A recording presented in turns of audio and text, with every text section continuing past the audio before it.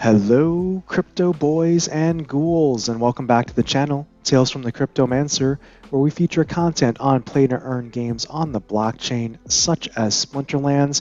And in today's video, we're going to continue our Chaos Legion updated card tier list, and this time we are going to dive into the Life Splinter and talk about the values of cards for the Chaos Legion Life team. And I will say that it's my opinion that the Life team is quite strong under Chaos Legion. And I know General Sloan in the marketplace as a summoner is probably still listed as the cheapest. But I gotta tell you, the Life team for me when I run Chaos Legion has a very high win rate. And it's because the team synergizes really well from a Life perspective. Let's look at the tier summary here. So the first card from the Life Splinter that is an S tier card in my mind is the Chaos Knight. And the Chaos Knight is a very strong tank for the Life team.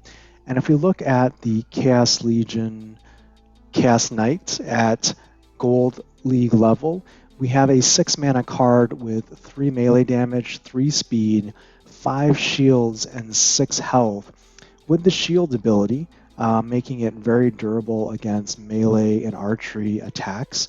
It also has the Giant Killer ability, which is going to allow it to do double damage against targets that cost 10 or more mana, making that melee damage 6 damage against those types of monsters. So, for a frontline tank in mid to high mana matches, the Chaos Knight is certainly respectable.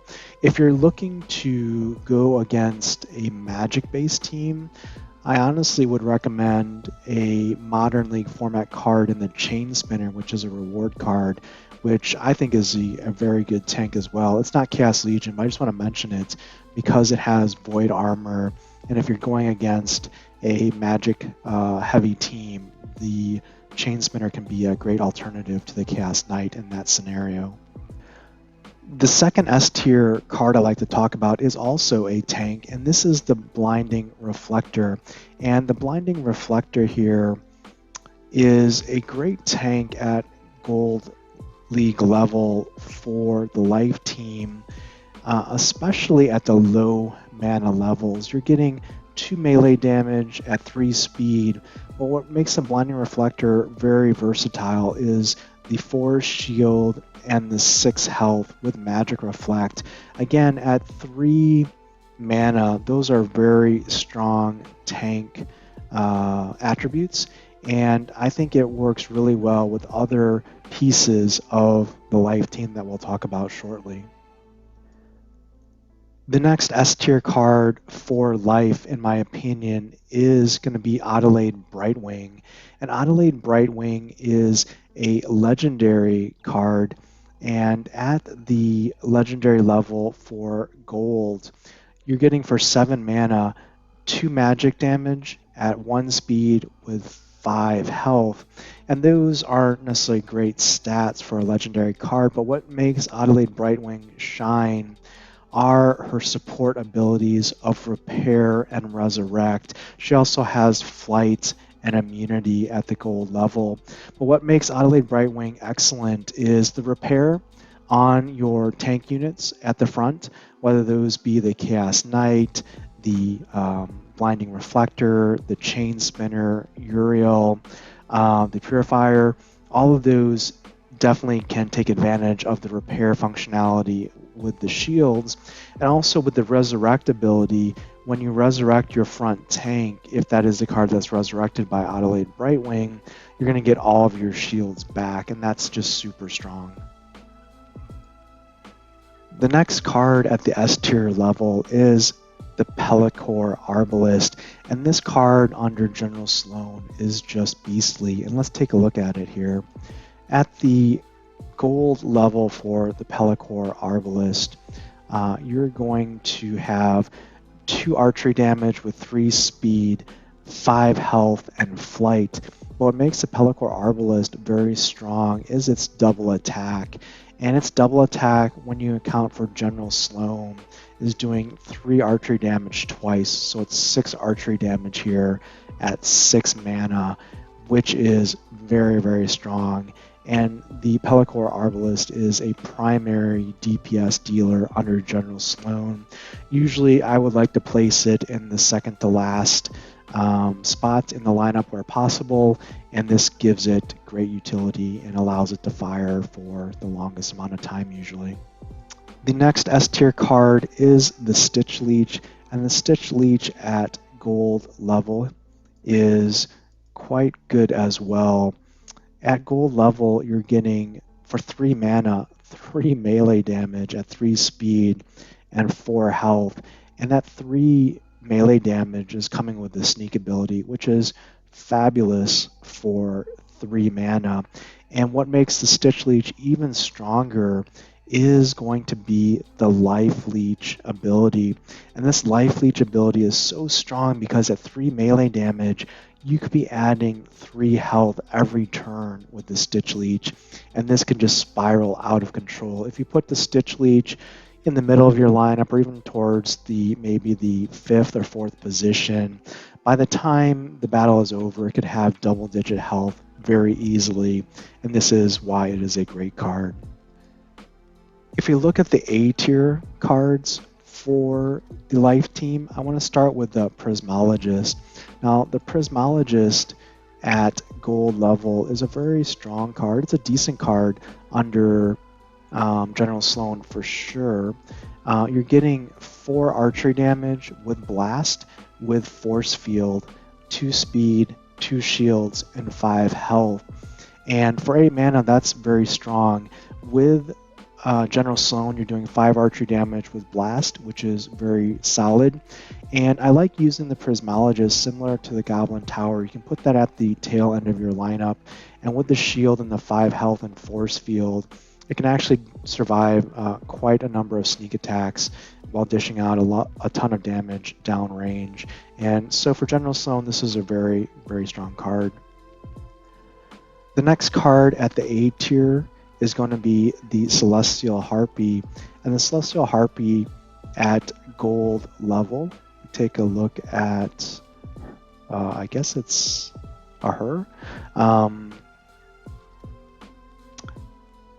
They're going to have at 2 mana, 2 melee damage, 3 speed with flight, 4 health, true strike, and really what makes this Celestial Harpy an A tier card is the opportunity. 2 melee damage at 2 mana with opportunity is a very strong card, and it's definitely an A tier card at this level with gold. And if we were to compare it to another Chaos Legion card, it would be most probably comparable to the Venari Scout, which is a little bit higher mana cost at 3 mana, but it's a little bit more elusive and faster than the Celestial Harpy at 2 mana. The next A tier list card for Life is the Time Mage, and the Time Mage at gold level looks like this. It actually has 2 magic damage at 5 speed and 3 health for 4 mana, and it's a very good supporting card under any Life team, whether you use General Sloan or any other Life summoner, because it has a combination of slow and rust, and these are very good support abilities, especially for General Sloan. The rust ability here is very useful to get rid of shields on your opponent's team, just so that the archery damage can maximize the DPS there. And certainly the slow, having your DPS go before your opponent is very strong, and this is why this is a great support card at 4 mana. The next A tier card is the legendary Soul Fiend. Again, similar to all Fiends in the Chaos Legion, I've rated them all as A tier at the gold league level, just because to be competitive at gold level, you're going to want to have a 0-cost card in your deck and for your team. Now, if we go to the B tier, the first card I want to talk about in the B tier for the Life team is the Sunkai Harvester. And the Sunkai Harvester is certainly a decent card. I've actually it's grown on me over time here and with use, and it makes a very solid off tank for life. It has respectable damage at 2 melee damage with 4 speed, 3 shield, and 4 health. It also has oppress, so things like Lord A, the Cube, Onyx Sentinel, other tanks like the Riftwing are going to take double damage from this off tank. And at 4 mana with Reach, it can contribute to the battle immediately. And what I like about the Sunkai Harvester in the General Sloan team is you can pair it with a Blinding Reflector in low to mid mana battles, and for 7 mana combined, you're getting very solid stats at both the tank and off tank position. And when you back it up with a repair from Adeline Brightwing or the Lone Boatman, for example, you're getting really great value from those first 2 positions at a low cost. And I do like the Sunkai Harvester. It's borderline for me. It's probably high B tier, low A tier. I think it's a very solid card and definitely worthy of adding to your collection. The next card at the B tier level is the Portal Spinner. And the Portal Spinner at 5 mana as a gold card is going to provide 3 archery damage, 3 speed, 2 shields, 4 health. It has Scattershot, which is random, obviously, of where you can hit, and it has Snare. So for 5 mana, it's a decent card. It doesn't have blast. It's not magic damage. There's archery damage, so it's susceptible to, running into shields. And with its Scattershot ability, you just don't know where it might attack. So for this reason, it's decent. Certainly under General Sloan, a 4 archery damage card for 5 mana is very solid. But again, it's got a couple things going for it that make it, not a automatic shoe-in when it comes to your teams for life. And the last B tier card is going to be the Temporal Master. The Temporal Master at gold level here is going to have 2 magic damage at 2 speed with 5 health, and it's going to have recharge. So you're going to do 6 magic damage every other turn, which again, at 3 mana seems like a lot, but again, the whole recharge, dependability or reliability is somewhat questionable, I think, in the meta right now. So I really can't rate it at the current time higher than a B tier card for life. When we talk about niche plays, a niche play for the life team is Dex Paragon. Dex Paragon here is at gold level, is going to be a 2 mana card that has 1 magic damage, 2 speed, and 5 health. It applies Affliction at 2 mana, which is nice. There's other ways you can bring Affliction into your team, potentially with Dr. Blight or using a Dragon Summer and using like a Serpentine Mystic, for example. But for life, if you need Affliction, this is certainly one way to get Affliction on your team at a low mana cost. And with the Amplify here, this can be, the reason why I consider this a niche card is because it's a very easy and cheap way to get Amplify in low mana matches where you might be using a card with Thorns. For example, if you're using the Jinchwala from Dragon with Life Team, you can bring Jinchwala with Thorns in at gold level and bring this Amplify in, and at a very low mana cost be pretty competitive with Thorns and Jinchwala. So from that perspective, I think it's a niche play with the Affliction and the Amplify here for Dex Paragon. And if we look at our trash card for life, it's the Gargoyle Scrapper in my mind. This is not a good card. It's just there. if we look at the Gargoyle Scrapper at the gold level, it's going to have 2 melee damage, 2 speed, 2 health with Void. Just not really useful, in my opinion, for a 1 mana cost card, and probably would not, personally myself, I don't even own the card. I just use the starter card at the moment, and I'm not considering leveling this up. Now, if we were to consider the legendary airdrop card of Uriel the Purifier, I can't put him in the tier list picture, unfortunately, because I don't have the card picture available. But in my mind, Uriel the Purifier is an A tier card. At the gold level for 11 mana, you're getting 4 melee damage, 3 speed, 6 shields, and 12 health. You're also getting flight, so it can be certainly useful in earthquake scenarios. It's got a great self heal on it, which is very versatile. Can be useful in matches, certainly like Noxious Fumes. But the one reason why Uriel, in my mind, is an A tier card and not a S tier card is because the recharge ability. You just never know when that recharge ability is going to fire, if it's going to hit a shield. You don't want to waste, in this case, 12 melee damage on 1 shield. It seems like kind of a waste, especially if you're firing every other turn. So in my mind, Uriel has great potential to be a very high DPS card, and certainly with the heal and the ability to have healing and repair on a life team, it can certainly be very durable.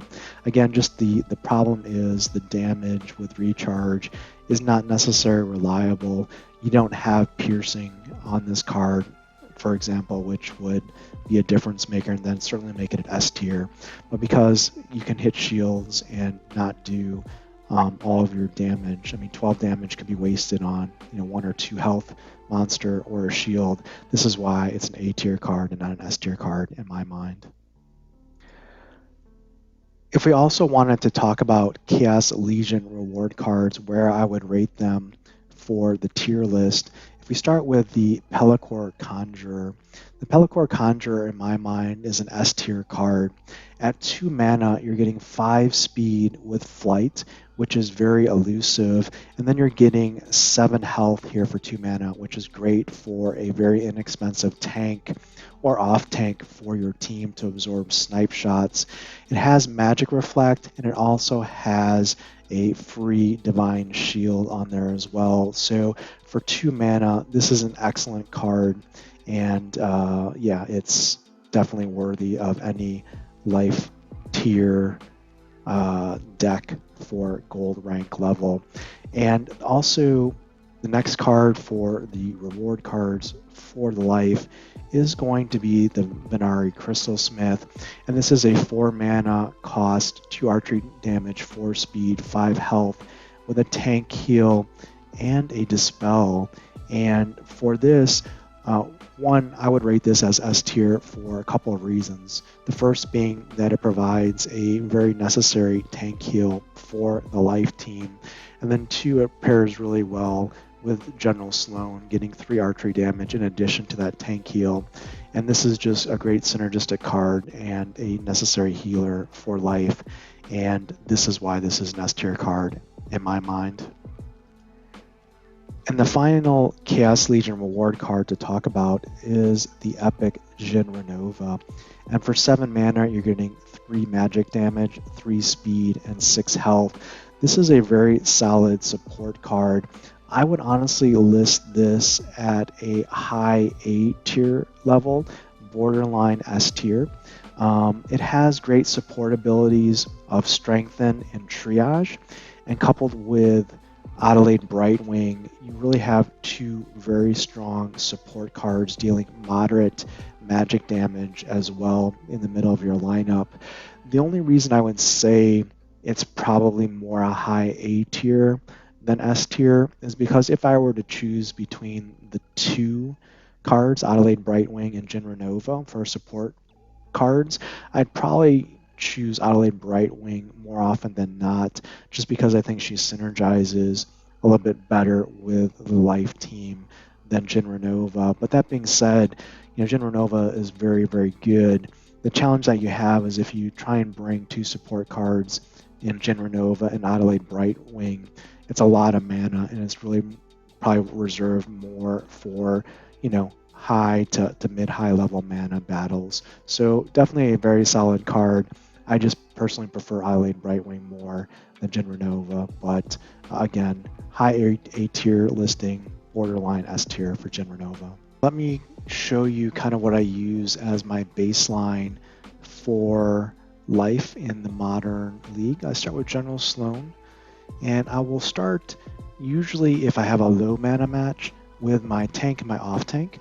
And my tank will be a Blinding Reflector as a starting point with an off tank of a Sunkai Harvester. You need 2 really strong tanks and off tanks for the life team to work. Now, I could also use a Chain Spinner here, or Uriel the Purifier, or a Pelicore Conjurer as options, or even a Shield Bearer as an option as well. Let's start with the Blinding Reflector and the Sunkai Harvester to start. I'm going to add in a heal in the Venari Crystal Smith. I'm going to add in a repair in the Lone Boatman, and I'm going to add in DPS in the form of a Pelicore Arbolist as my core. Now, if I had the mana, the next thing I would add would be Adeline Brightwing for the repair and the resurrect, but I don't have the mana here. I just have 2 mana left over. So let's see what we can do with that 2 mana here.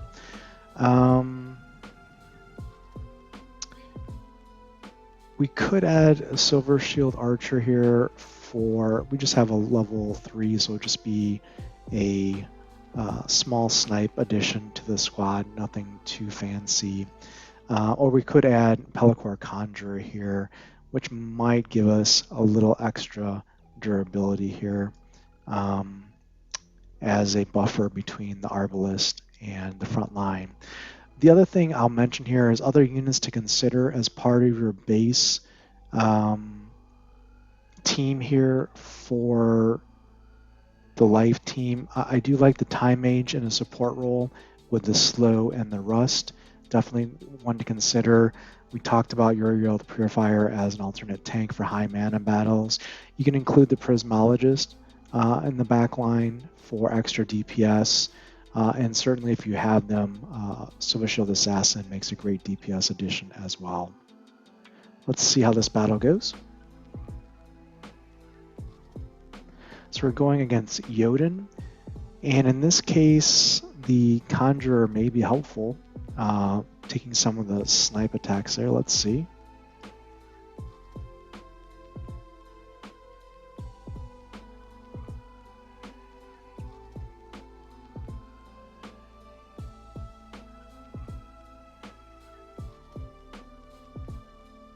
So there's a repair. We've lost our off tank. Got the heal in there. We took out Grum. Now we're starting to do some damage here. And you can see here how valuable your tank and your off tank position are. If those fall, you're going to lose the match. So just be aware of that. So there we go. We beat a Jotun team with a standard life template. And yeah, that's definitely good news. So if this video has been beneficial, smash that like button, subscribe to the channel for more timely updates around Splinterlands. Let me know in the comments below what you think of this life tier list. Do you agree? Do you disagree? And until next time, keep stacking those stats.